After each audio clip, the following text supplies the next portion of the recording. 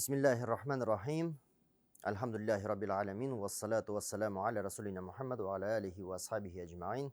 Esselamu aleyküm ve rahmetullahi ta'ala ve berekatuh. Hürmetli muhterem din kardeşlerim, Mevlid ayı bilen tebrik iterge ruhsat itigiz. Ushbu ayda Peygamberimizin tarihin, ahlakın, turmuşun, gün görüşün, tağındağın işkertin öğrenirge barşabızga tilep kalam. Anın sünnetlerin üterge, hem de kelip ana salavat şerifleri bizni arttırığını tilep kalam. Hem de kelip anın şefaatine erişirge, hem bizge de Allah subhanahu ve teala nasip eylese idi.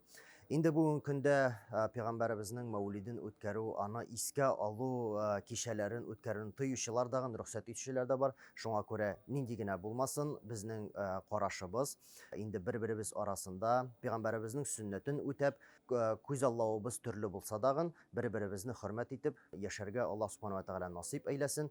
Allah subhanahu ve teala Peygamberimizni barşa alemlerge tek rahmet yüzünden gene indirilgen. Şuna göre anın birinci sünneti bulup birbirimiz arasında tatuluk hem tıynaklık bulup kalsa idi.